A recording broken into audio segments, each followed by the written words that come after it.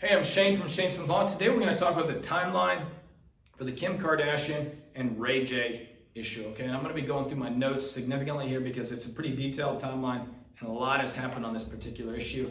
Sometimes it's happened real close in time and then it's spaced out by a couple of years.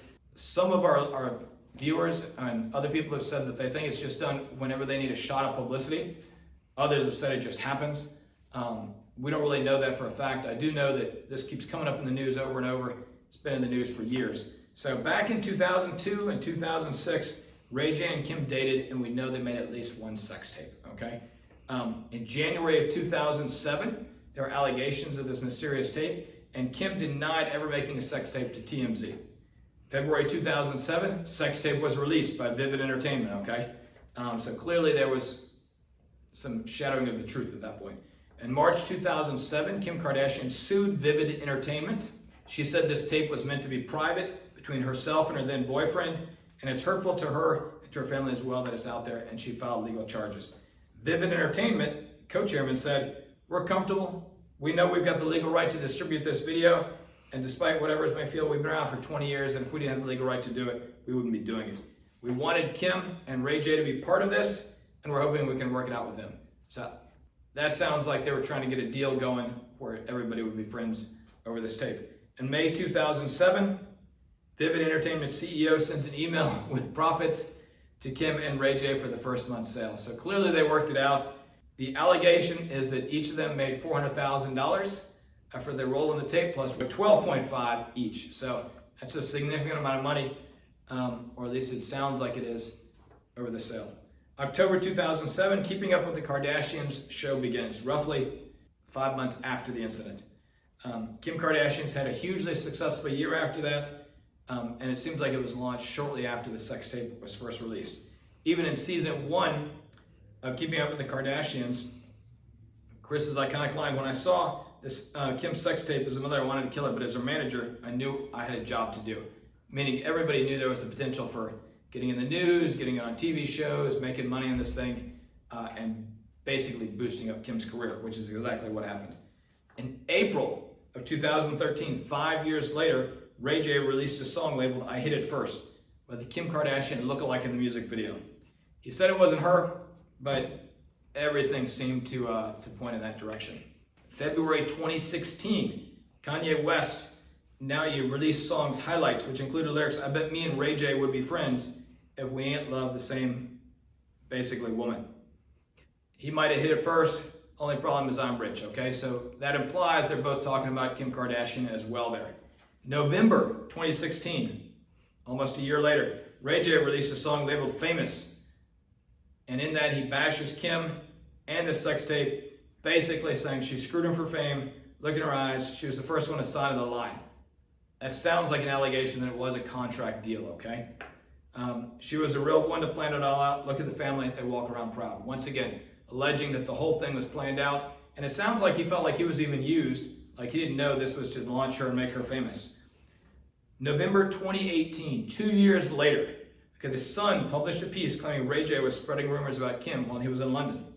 According to the report, he said that Kim had a Louis Vuitton trunk full of sex toys, was stopped to do her makeup mid-sex, basically, right in the middle of it, so she'd look great on camera, and spent a ton of money, $100,000 or more, on underwear, and basically answered mother's calls any point in time. I don't really know what that has to do with the sex tape, but all the time. She slammed him on Twitter, accusing him of being a pathological liar. Then things died down again for another couple of years. In October 2021, during Kim's SNL monologue, she made a joke about her sex tape, implying she didn't know about its release, but her mom did, okay?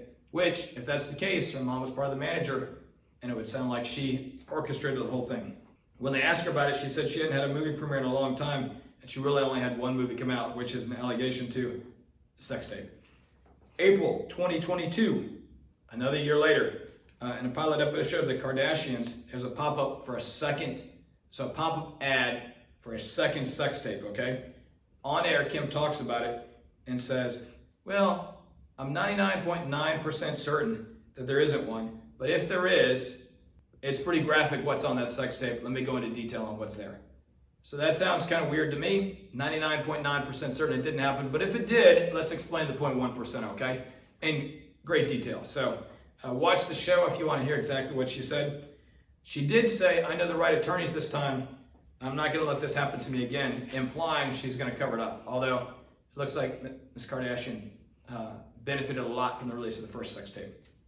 April of 2022, Ray J says it's all lies. All of this is lies. I can't do this to me anymore. It's all untrue. That seems to be in reference not to that there's a sex tape, but the fact that he's the one leaking these sex tapes out, okay? April, that same month and year, Ray J and Kim apparently speak for the first time in about 15 years about this show, okay? She asked him, did you watch the show? I didn't say anything bad about you. And then Ray J comes out and says, well, your mom controlled this whole sex tape deal with Joe Francis and Vivid CEO Steve Hirsch. It was her idea to put out the tape with Vivid. All I did was agree to it, implying he was sort of a bystander to the whole deal. And he did make money on it, though. Kim says she spoke to her team. We'll get something out tomorrow to clarify this. Oh, it's a joke. And then later on, talking about another show, okay? And implying that she put it out that Ray J was a good guy, basically, in the light, trying to build him back up after all the allegations. May 2022, third episode. Ex-husband Kanye West meets with Ray J to exchange the laptop, which has some evidence of the pop-up ads and stuff. May 2022, Ray J is interviewed by the Daily Mail.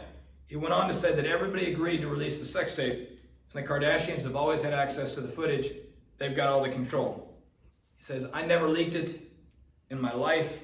It's always been a deal and a partnership with Kim and Kris Jenner, and we've always been partners. Everybody knew about this from the very beginning, okay? He also says he never has a copy of these things, okay? That Kim kept them in her house. She had all of them in a Nike shoebox under bed. So he's saying he doesn't have anything to do with the tapes other than he was in it, but Kim controls everything in the access. But he is a business partner when it comes to the releasing, okay? He says he's sat in the shadows for 14 years, allowing them to use his name, make billions of dollars over a decade, and talking about a topic that he has kept quiet about. September 8th, 2022, Jenner denies allegations that she was part of the deal, and even took another polygraph test, that polygraph test we talked about earlier. September 10th, after seeing the polygraph, Ray J says, I've had enough of this. On Saturday night, he released a 44-minute video with numerous Instagram DMs exchanged between him and Kim. He then said that they created that contract to sell everything and released all the data. The video shows the contract signed and the handwriting seems to match.